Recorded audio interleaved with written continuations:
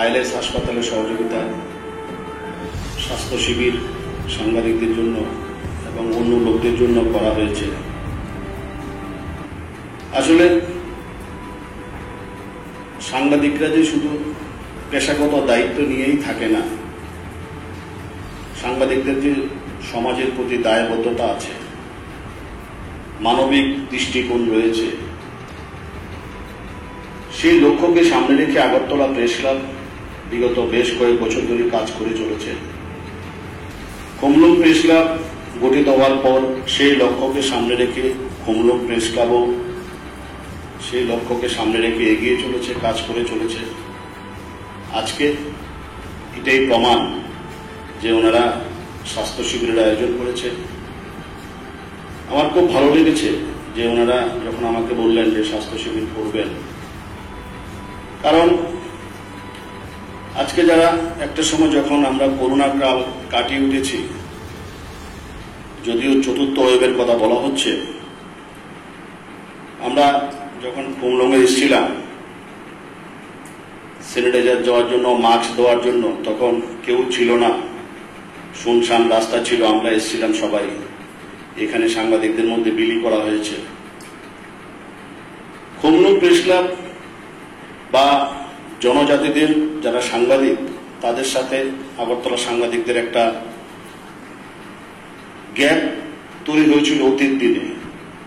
আমরা দায়িত্ব নেওয়ার পর প্রেস ক্লাবের আমরা এখন একসাথে চলি, একসাথে আমরা কাজ করি, একই দিশাতে আমরা কাজ করি এবং খুমলুং প্রেস ক্লাব সবসময় আমাদের সাথে যোগাযোগ রাখে।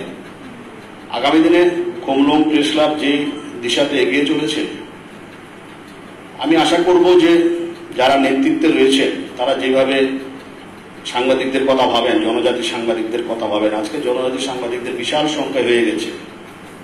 সোশ্যাল মিডিয়ার যুগে, ইউটিউব চ্যানেলের যুগে বিশাল সংখ্যা হয়ে গেছে। আমি এখানে এমডিসি আছেন বা যারা এডিসি পরিচালনা করছেন, তাদেরকে শুধু একটাই অনুরোধ করা যে রাজ্য সরকার খুমলুং প্রেস ক্লাব তৈরি করে দিয়েছে। এখন এডিসিরও কিছুটা দায়িত্বের মধ্যে পড়ে ওনাদের ইনফ্রাস্ট্রাকচারটা ডেভেলপ করার জন্য। কারণ আমাদের যখন আগরতলা প্রেস ক্লাব তৈরি হয়, তখন তৎকালীন সময়ে যে সরকার ছিল তারা আমাদের ইনফ্রাস্ট্রাকচার অনেকটা ডেভেলপ করে দিয়েছিল। কারণ সাংবাদিকরা আজকে বহু বিষয়ে সাংবাদিকদের উপর কিন্তু আজকে সোসাইটি নির্ভর করছে। আর সাংবাদিকদের সংখ্যাও পাল্টে গেছে। এখন মোবাইলে, ইউটিউবের যুগে অনেকে আজকে সাংবাদিকতা পেশায় এসছে। বিশেষ করে আমার জনজাতি ভাইয়েরা বিশাল সংখ্যা এসছে। তো তাদেরকে স্কিল ডেভেলপ করা, তাদের পরিকাঠামো উন্নয়ন করা, এটা সবারই দায়িত্ব। আমরা প্রথম যখন রঞ্জিত তারা বলছিল, তখন আমরা প্রেস ক্লাবের জন্য চেষ্টা করছি সবাই মিলে, রঞ্জিত তারা সহ প্রেস ক্লাবটা হয়েছে। রাজ্যের মাননীয় মুখ্যমন্ত্রী উদ্বোধন করে দিয়েছিলেন। তো এখন ইনফ্রাস্ট্রাকচার ডেভেলপমেন্ট এটাতে করতে হবে, কারণ না হলে ডে টু ডে প্রেস ক্লাবের অনেক অ্যাক্টিভিটিস থেকে যায়, এগুলোকে এগিয়ে নিয়ে যেতে হবে।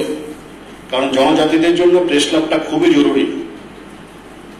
একটা সুষ্ঠু এবং শক্তিশালী প্রেস ক্লাব হলে শক্তিশালী সাংবাদিক তৈরি হবে, সুষ্ঠু সাংবাদিকতা তৈরি হবে। এই জায়গাটা আজকে তৈরি করতেই হবে। এই দায়িত্ব আমাদের সবাইকে নিতে হবে। আমাদের তরফ থেকে আমরা যা করার আমরা চেষ্টা করব।